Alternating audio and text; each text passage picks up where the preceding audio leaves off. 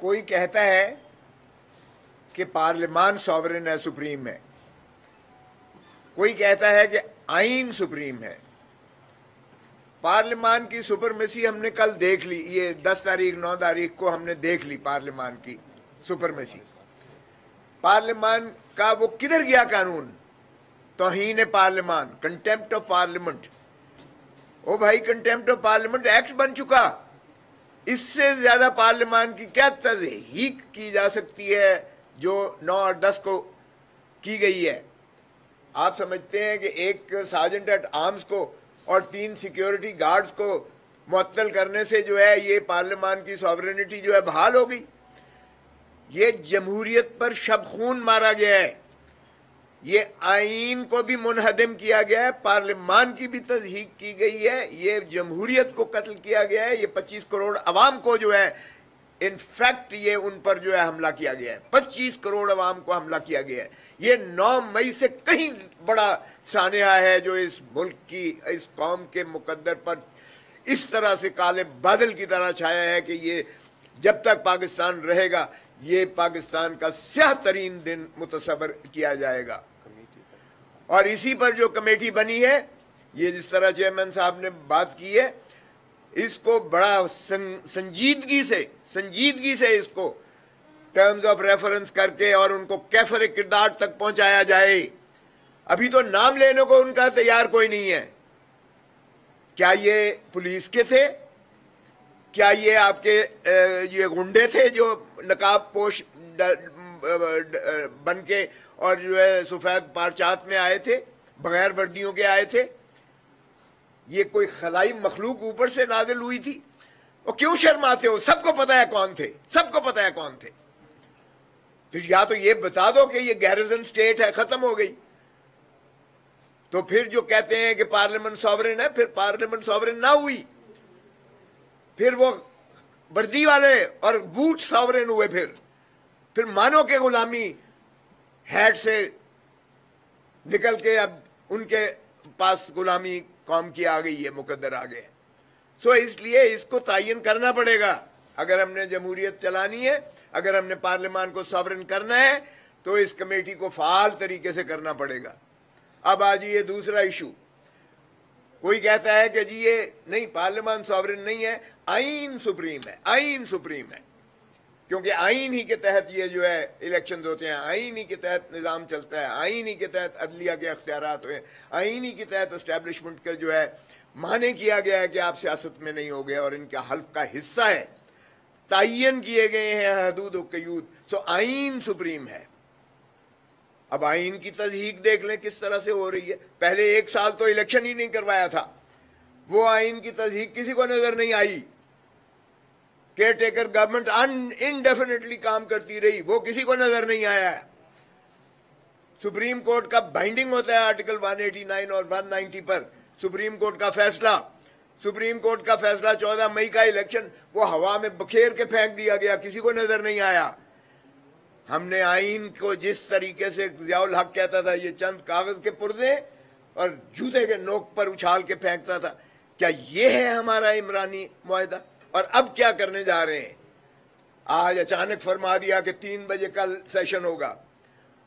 मुझसे इनका सरकारी बंदा पूछता है कि क्या आपको ऑन बोर्ड लिया गया है कि क्या ये आईनी पैकेज ला रहे हैं? मैंने कहा भाई हमें से किसने एतमाद में लेना है, आपको किसी ने लिया है?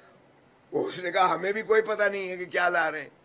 तो क्या आईन को आप इस अंदाज से जो है उसकी तरमीम करते हैं कि इतना सीक्रेटिव हो कि हुकूमती नुमाइंदों को भी पता नहीं है कि आईन में क्या तरमीम की जा रही है, ये कहाँ की जा रही है, कहाँ की ये सोच है? GHQ की सोच है, लॉ मिनिस्ट्री की सोच है, प्राइम मिनिस्टर हाउस की सोच है, ये किसकी सोच है? जब हुकूमत को पता नहीं है, हुकूमत के एलाइज को पता नहीं है कि क्या पैकेज आ रहा है, तो फिर ये कोई समझ आती है कि किसका है? कल ही मेरे प्रोग्राम में राना सनाउल्लाह ने कहा हमारे पास 2/3 नहीं है। 2/3 आपको इंडिपेंडेंटली हर हाउस के, यानी 342 कौमी असेंबली के मेंबरान की 2/3 चाहिए आपको, इसी तरह सेनेट के 104 मेंबर्स की 2/3 अलहदा चाहिए आपको। ये नहीं कि जो प्रेजेंट एंड वोटिंग है। ओ भाई, अभी तो आपने सुप्रीम कोर्ट के उस फैसले पर भी अमलदारी नहीं की है, अभी तो हमारी मखसूस नशिस्तें भी आपने नहीं दी हैं, अभी तो आपका हाउस ही कंप्लीट नहीं है, पार्लियामान। तो ये किस आइन की हम बात कर रहे हैं कि पैकेज ला रहे हैं, पैकेज ला रहे हैं? और पैकेज क्या है? क्या सिर्फ एक फर्द वाहिद काजी फायज ईसा की एक्सटेंशन ही एक ऐसी चीज है जिस पे पैकेज ला रहे हैं आप? और वो आपने देख लिया कि चीफ जस्टिस ने कह दिया कि मैं एक्सटेंशन नहीं लूंगा, अगरचे बाद में उनका दफ्तर की जानिब से बज़ाती बयान आया कि मैंने अपनी इंडिविजुअल एक्सटेंशन की बात की थी। और फिर स्पेकुलेशन हवा में घूमी कि जनाब ये 3 साल सभी की शायद एक्सटेंशन दे रहे हैं, क्योंकि आर्टिकल 179 में 65 साल सुप्रीम कोर्ट के जज की उम्र तयन शुदा है। सो आपको तरमीम करना पड़ेगी आइन में, अगर आपने जो है 3 साल बढ़ानी है, 65 से 68 पर लेके जाने हैं, जिसका मकसूद फिर वही होगा जिस तरह चेयरमैन ने कहा कि भाई अक्सर आप हैरान करें कि किसी भी शक्ल में एक्सटेंशन नहीं होगी। यानी ये नहीं कि आपकी सिर्फ इंडिविजुअल चीफ जस्टिस के जो है ओहदे का मुतयन कर दिया जाए, टेन्योर पोस्ट बना दिया जाए 3 साल या 5 साल। ये दूसरी शक्ल ये है कि 3 साल सभी को दे दी जाए तो भी उनका मकसद हल हो जाता है कि काजी फायज ईसा साहब को एक्सटेंशन मिल जाती है। 1 साल अभी हुए हैं, 2 साल और होंगे। तो क्या ये आइन के साथ हम खिलवाड़ कर रहे हैं कि हम ना तो ऑपोजिशन को इन कॉन्फिडेंस ले रहे हैं, ना ही हुकूमती उसको कॉन्फिडेंस में ले रहे हैं? तो क्या आइन इस तरह से सुप्रीम होता है? क्या ये है प्रेमेसी और सुपरमेसी आइन की?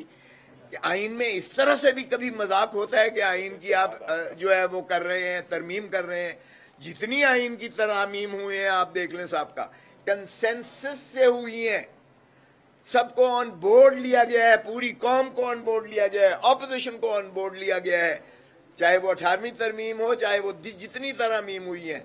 इसलिए कि आइन एक ऐसा इमरानी मुआहदा है, एक ऐसा मुकद्दस हमारा जो है वो इल्हाक है पाकिस्तान के कौम को जो यकजा किए हुए है, जिस पर निज़ाम हुकूमत चलती है, उसमें बगैर कंसेंसस के, बगैर जो है आपके पूरी कौम के जो है इत्तफाक राय के वो नहीं की जानी चाहिए किसी फर्द वाहिद के लिए या किसी शख्स के लिए।